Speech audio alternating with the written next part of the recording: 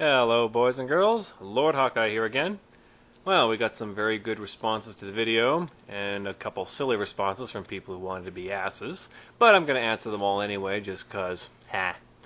Anyways, before I get into this, I will mention that yes, I did read the news about Adam Kopesh being violently arrested for the crime of dancing at the Jefferson Memorial. I'll let the irony of that sink in for a few minutes, or just a few seconds, anyways. Well, what's there to say about it? Terrorists do walk among us. They dress in blue, wear badges, and pretend to be our protectors. What's more to say? Anyways, so, let's get to the thoughts, the questions. Let's see, Vijo619 asks, I'm fairly confident, in debating people that our current system of public education is of poor quality due to school choice, etc. But I haven't come up with any arguments against the voucher system, tax dollars following the child and they choose where to go, other than the immorality of taxation and that most schools won't have any incentive to lower their tuition price, with most people not caring about the issue. Thoughts? Well, let's see. Think of it this way. Replace the school with some other service, say Coca-Cola, just for the heck of it, because I like using that.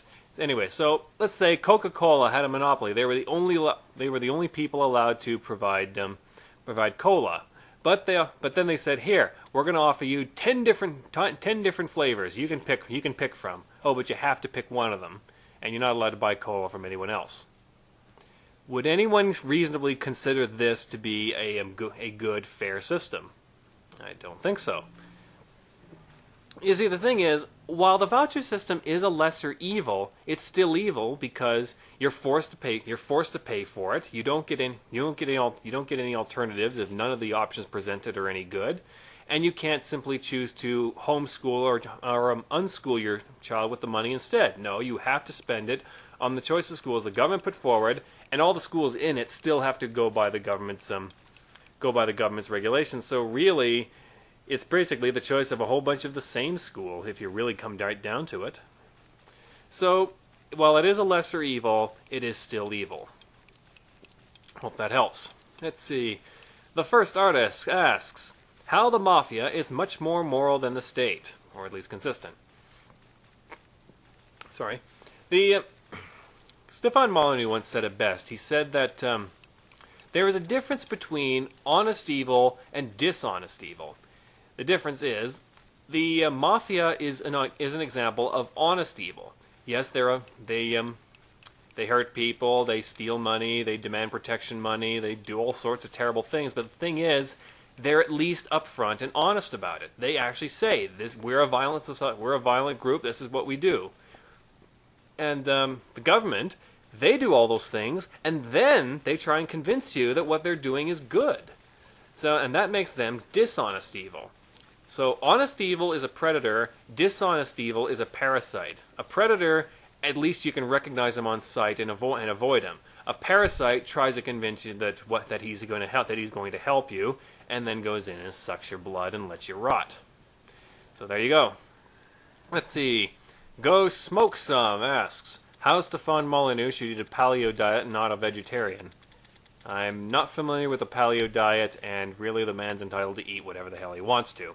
I'm not personally a fan of vegetarianism, but hey, who am I to tell other people what they can eat? Next, Black Acid Lizard asks, your chemical preferences and a comparison of the utility, whether positive or negative, of every intoxicant you are familiar with. I am really not the right guy to ask this. I'm pretty much as clean as you can get. Aside from the occasional drink I will have to toast a special occasion, I do not do drugs of any kind at all. I don't smoke, I don't do marijuana, I don't drink with any degree of regularity. So, yeah, really asking the wrong person on that one. Next, Apptendo asks, why people who are against the Patriot Act are anti-American and support terrorism? Because the government says so. Duh. Next question. Apptendo again asks, why libertarians want all black, poor, Jewish, old, Hispanic, Christian, farmers, teachers, soldiers, Chinese people to die in the streets? Because we just came to a conclusion that red streets would look badass. Yeah. Next, Reap Freak asks, How about a vid of your top 10 or 20 favorite movies? I've always been a firm believer that you can learn a lot about a person by knowing the movies they like. I'm going to be honest with you, I am notoriously bad at top 10 lists. Like, every time I try to, I always forget the obvious choices. I just rack my brain trying to come up with them. My memory just completely blanks out when I have to make a list like that. I don't know why. It's just something my mind seems to have a blind spot for. So, while I can't do a top 10 or 20 list, I can tell you what kind of movies I like. I haven't watched many recently, but I tend to like fantasy stories because I'm just one of those people who thinks that if nothing happens in your story that couldn't happen in real life, you're kind of wasting the medium. That's just what I think. I like Lord of the Rings, obviously. You should be able to figure out why. Particularly the whole thing about how power corrupts and the best thing to do about it is to destroy it.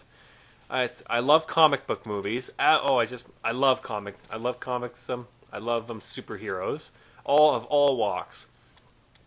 If I had to pick one, I'd have to go with The Dark Knight because it set a new standard for comic book movies. This was the first time they made a movie and the actors and all the people involved were actually taking it seriously. It wasn't a big ham fest like most other superhero movies were. And I really hope it's a sign of things to come. And, maybe I'm hoping for the impossible, but I would love to see a video game movie actually get that kind of treatment.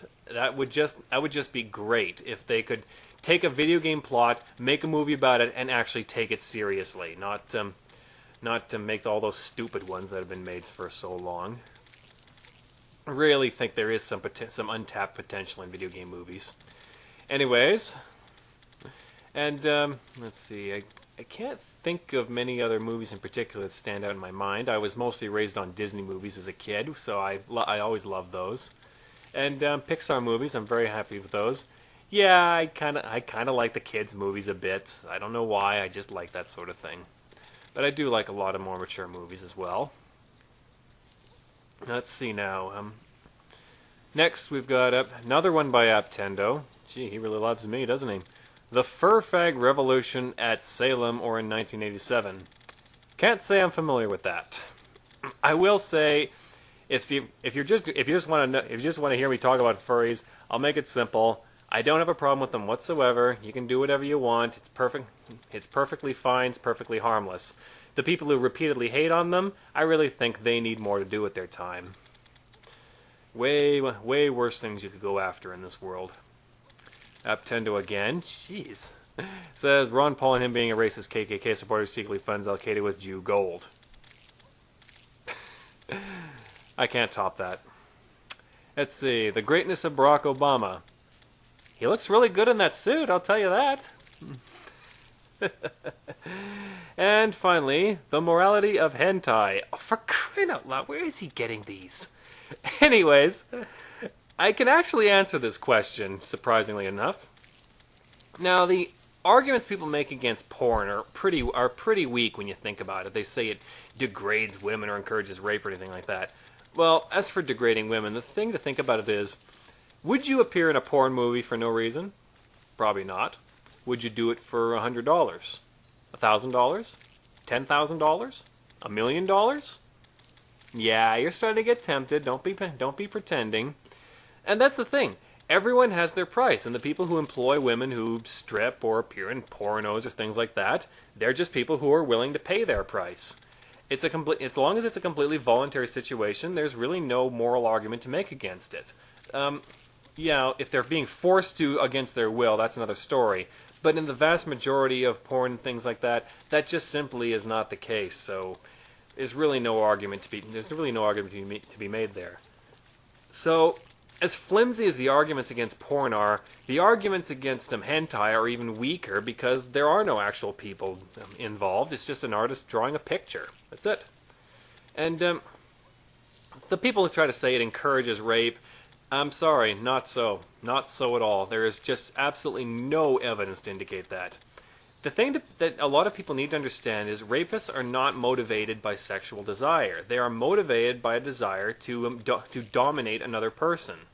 And so that's why things like porn and hentai and things like that, they really have nothing to do with rapists. If the people who rally against these things were really serious about stopping rape, they would be going after child abusers, because that is where rapists come from. So, there you go. Well, that's all we got for today. If you have a question or a topic you'd like me to talk about, please put a comment at the bottom, and I'll take a look at it and see what I can do. Until next time, be aware and be wise.